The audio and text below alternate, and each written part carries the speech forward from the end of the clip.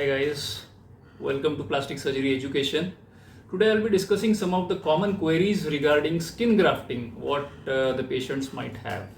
So essentially we will be talking about split skin grafting. So what is usually done is skin from a particular area, especially the thigh, is taken from that area and it is transferred or it is grafted over the wound or the defect which is there.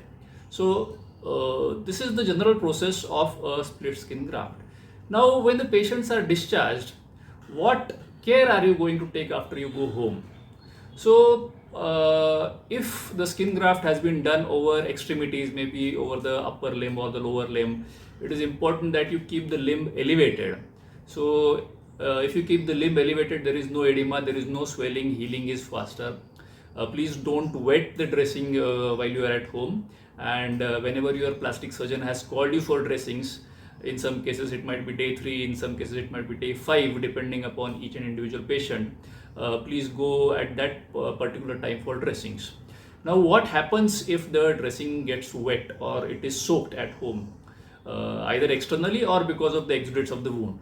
So it is not actually a good thing to keep the dressing wet or keep the dressing soaked. So in such a cases, please contact your plastic surgeon and go for an earlier change of dressing. Can you bath? No, for the not for the first 2 to 3 weeks at least. But once 3 weeks are over, your plastic surgeon most likely will suggest that you have a bath over the wound, over the grafted area. So in those cases, I preferably advise my patients to use baby shampoo. Baby shampoo is the least allergenic of all. What we generally tend to advise is make foam on your hand with the help of baby shampoo and apply it gently over the grafted area. Don't rub it, just apply it smoothly and then wash it off with water. After you wash it off with water, dab it dry with some clean cloth, with some towel, and let it dry to air. And once it dries to air for maybe around 10-15 minutes or so, then you can close the dressing. Especially important here is clean the web spaces, especially if it is a case of diabetic foot. If the grafting is over the foot area, what happens is moisture tends to set in between the toes. So it is important that you clean the toes very thoroughly, because that is one of the common sites of bacterial contamination or bacterial entry. So we don't want that. So please clean the toes and the web spaces adequately. So anything more that you should be careful of? Yes, one of the most important things you should be careful of is sun exposure. Now, especially if the graft is over the forehead, over the face, over the exposed areas where you are likely to get sun exposure, the graft tends to hyperpigment, and that hyperpigmentation is really very difficult to correct. We don't want our graft to be hyperpigmented. So wrap that particular area, use goggles, use masks, use caps. See to it that there is no sun exposure on that particular area, at least for a period, I would say, for 6 to 9 months minimum.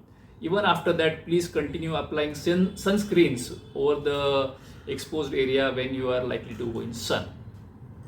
Apart from sun exposure, what you should be doing is also applying some moisturizer. This we are talking of when the graft has healed. Now after around 3 weeks or so, generally the graft tends to heal, apart from some minor small areas which also heal in due course of time. So once the graft has healed, what happens is the skin graft is a very superficial layer of skin. It doesn't have the sebaceous units, the sweat glands. So whenever it is applied over a raw area, over hand, face, whatever area it might be, it is not going to sweat. There is no moisture in that particular area. So you have to provide moisture externally. So Nivea cream, any moisturizer which is fine with you. Even coconut oil is really a great moisturizer. Just take minimal amounts of moisturizer and apply it over the wound with gentle massage once the graft take is complete. Apart from moisture, we routinely advise our patients to use pressure garments. In the early period, a light crepe is sufficient, so that it also helps in edema reduction. But in the later phases, what happens is there are chances of hypertrophy at the graft and normal skin junction. So if it is at this particular area where the graft is applied and where there is a normal skin, at that particular area there are chances of hypertrophy. So if you put in a crepe bandage, it is better if you have a customized pressure garment It helps in reducing the hypertrophy. It minimizes the chances of hypertrophy. Now your donor side dressing is not changed, so some people are concerned about that. So the donor side dressing means the area from which the graft has been harvested. So that dressing generally is not changed for a period of 3 to 4 weeks unless there is some soakage or some infection. So that wound heals by epithelialization. It heals on its own without any intervention, and the dressing tends to loosen up and it falls mostly by its own, or else we tend to remove it at around 3 weeks. So what happens is there is itching. So itching is a good sign. Itching is a sign that the wound is healing. So if you have itch over the donor side, don't worry. Don't poke pens and pencils through that dressing into the wound. What you can do is just do a light massage or just give some pressure over the donor side from above. So that will take care of your itch. And if the itching is severe, you might want to ask your plastic surgeon. He or she might prescribe you some anti-itch antihistaminics, which might help you during the itching. Apart from that, is there anything specific you need to eat?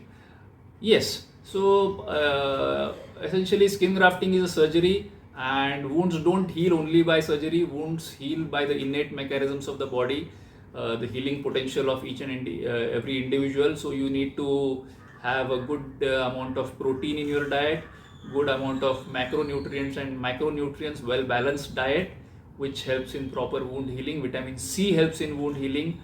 So you might want to take supplementation in consultation with your plastic surgeon. Vitamin C, vitamin A, especially if you're on steroids, that is important. Now one last final thing which I would like to make over here is, especially in the post-operative period, keep your nails trimmed, especially if the patient is a baby. What happens is these wounds tend to itch, and they tend to itch more during the night.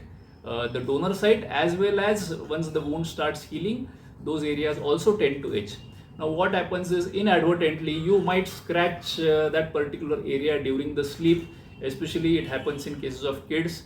These are very friable, newly regenerating areas, and even the slightest of trauma might lead to some minor injuries, and which we don't want. So see to it that your nails are adequately trimmed, especially in the post-operative period. I think I've covered almost most of the common queries which patients with skin grafting tend to have. I hope I've covered almost everything. Thank you.